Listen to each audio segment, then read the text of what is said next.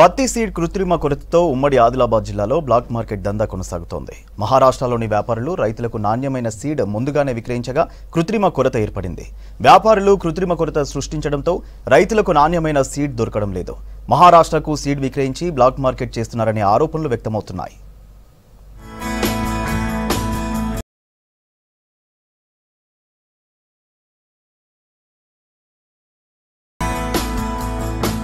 ఉమ్మడి జిల్లాలో 12 లక్షల ఎకరాల్లో పత్తి సాగు చేస్తారని అంచనా వేశారు. ఇందుకోసం 33 లక్షల ప్యాకెట్లు అవసరమవుతాయి.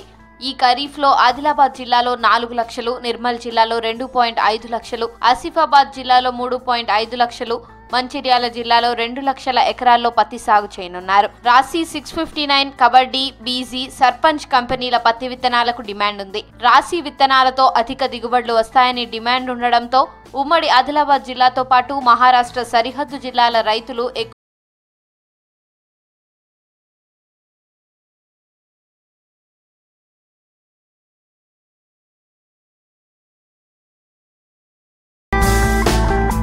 ఉమ్మడి ఆదిలాబాద్ జిల్లాలో పత్తి రైతులకు ఖరీఫ్ సాగుకు ఆదిలోనే కష్టాలు మొదలయ్యాయి. గత వారం రోజుల నుంచి దుక్కిలు దున్ని పొలాలను సిద్ధం చేసుకున్నారు రైతులు. కానీ విత్తనాలు దొరక్క ఇబ్బందులు పడుతున్నారు. గత 5 రోజుల నుంచి రైతులు జిల్లా కేంద్రానికి వస్తున్నారు. ఉదయం 7 గంటల నుంచే సీడ్స్ దుకాణాల ఎదుట క్యూ లైన్ లో ఉంటున్నారు. జిల్లాలో అత్యధికంగా సాగయ్యే పత్తి విత్తనాలు లేవని నో స్టాక్ బోర్డులు దర్శనమిస్తున్నాయి. కృత్రిమ కొరత వల్ల 850 రూపాయల ధర ఉన్న ప్యాకెట్ ను 1200 నుంచి 1500 వరకు విక్రయిస్తున్నారు.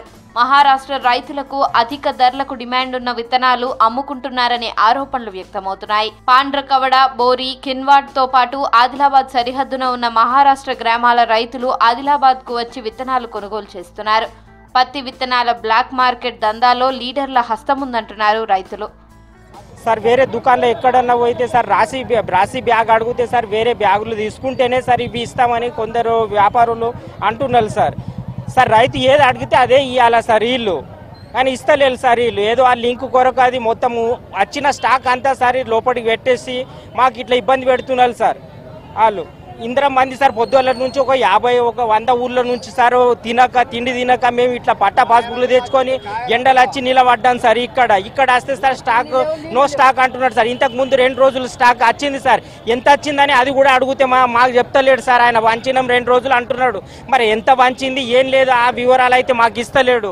సోమవారం గింజలకు వస్తామంటే కొండపోయిన వాళ్ళు అంటే మేము వచ్చి లైన్కి నిలబడ్డాం. పొద్దుగలడు సంది చాలేదు, నీళ్లు లేవు, పొల్లగల్ల నిడిసబెట్టే అండక కూడా వచ్చిండ్రు సార్. మాకు 1 కానీ 2 కానీ మాకు ఇస్తే లైన్కు మేము వెళ్ళిపోతాం. ఒకరికి ఇయ్యకుంటే ఇవ్వకుంటామా?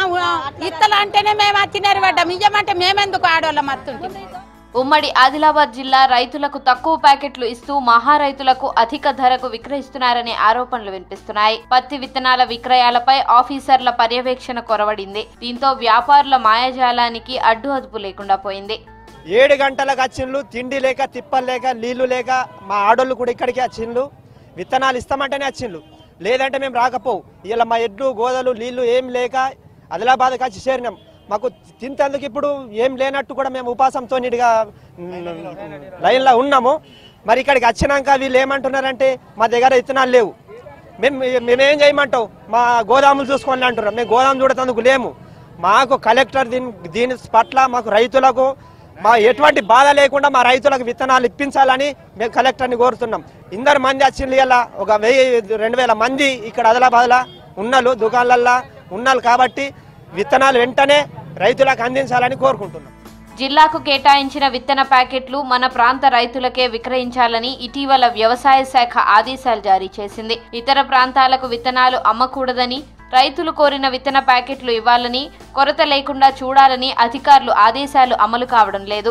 ఎప్పట్లాగే మహారాష్ట్ర రైతులు మార్కెట్ కు వచ్చి విత్తనాలు కొనుగోలు చేసుకుని వెళ్తున్నారు. ఏదో మొక్కుబడిగా ఆదేశాలు జారీ చేసిన అధికారులు ఎలాంటి తనిఖీలు చేపట్టకపోవడంతోనే మన రైతులు విత్తన కష్టాలతో ఇబ్బందులు పడుతున్నారు. మన ఆదిలాబాద్ లోకల్లో ఒక 5 నుంచి 6 వేలు రావడం జరిగింది.